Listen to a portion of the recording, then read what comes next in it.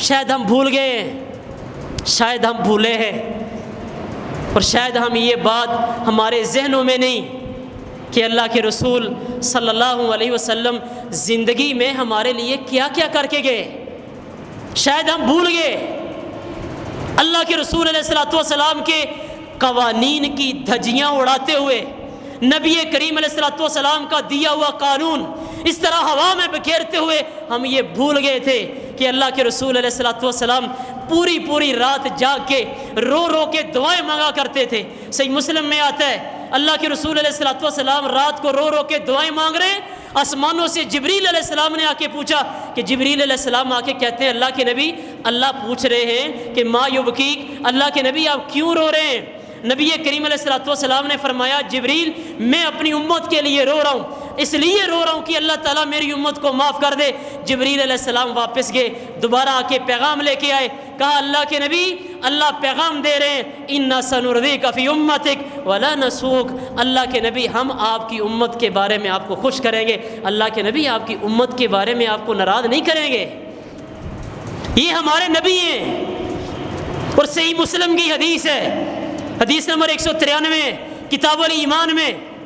اللہ کے رسول صلی اللہ علیہ وسلم قیامت والے دن ایک مرتبہ سجدے میں سر رکھیں گے، اللہ تعالیٰ پوچھیں گے اللہ کے نبی بات کریں، میں آپ کی بات سنتا ہوں، پیارے پیغمبر سفارش کریں، آپ کی سفارش قبول کرتا ہوں۔ اللہ کے رسول صلی اللہ علیہ وسلم اللہ رب العالمین کو یاد دلائیں گے کہ اللہ تو نے مجھ سے وعدہ کیا تھا کہ میری امت کے بارے میں تو مجھے ناراض نہیں کرے گا، مجھے خوش کرے گا، اللہ میری امت کے لوگ کچھ جہنم میں چلے گئے، اللہ تعالیٰ کہیں گے اللہ کے نبی اتنا ایمان کسی کے دل میں ہے، آپ کو میں اجازت دیتا ہوں نکالیں۔ اللہ کے رسول ان کو نکال کے جنت میں داخل کریں گے، اور پیارے پیغمبر دوبارہ سجدے میں سر رکھیں گے، پھر اللہ تعالیٰ پوچھیں گے اللہ کے نبی بات کریں، میں آپ کی بات سنتا ہوں، اللہ کے نبی آپ سفارش کریں، میں آپ کی سفارش قبول کرتا ہوں۔ دوبارہ اللہ کے نبی کہیں گے اللہ تو نے کہا تھا کہ تو مجھے میری امت کے بارے میں ناراض نہیں کرے گا، خوش کرے گا، اللہ میری امت کے ابھی بھی کچھ لوگ جہنم کے اندر ہیں۔ اللہ رب العالمین فرمائیں گے اللہ کے نبی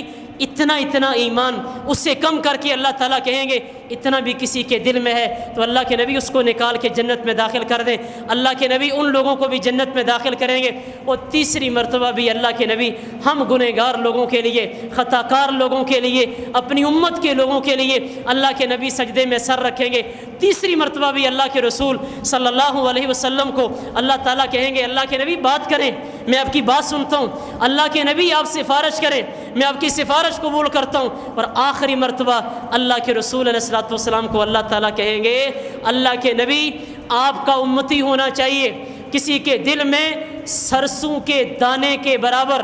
پہلے اللہ تعالیٰ نے کہا تھا، فرمایا اللہ کے نبی سرسوں کے دانے سے ایک مرتبہ کم کریں، دوبارہ کم کریں، تیسری مرتبہ بھی کم کریں، فرمایا اللہ کے نبی اتنا بھی کسی کے دل میں ایمان ہے ہو آپ کا امتی، اللہ کے نبی میں رب العالمین آپ کو اجازت دیتا ہوں، اللہ کے نبی آپ اس کو بھی جہنم سے نکال کے جنت میں داخل کریں۔ اور یہ ہمارے نبی ہیں، یہ ہمارے نبی ہیں جنہوں نے اپنی راتوں کی نیندیں قربان کر کے اللہ کے نبی ہمارے لیے رویا کرتے تھے۔ آج پیارے پیغمبر کے قوانین کی دھجیاں اڑاتے ہوئے میں خیال نہیں آیا، نبی کریم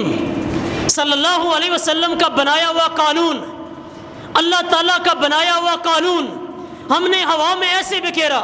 ہمیں یہ یاد نہیں آیا کہ دنیا میں اور آپ جو کچھ ہیں وہ اللہ تعالیٰ کے فضل کی وجہ سے اور پیارے پیغمبر کی وجہ سے ہیں۔ میرے اور آپ کے پاس اللہ کے نبی کی نبوت نہ ہوتی، میں اور آپ اللہ کے نبی کے امتی نہ ہوتے، دنیا میں میرے اور آپ کے پاس اور ہے ہی کیا ہے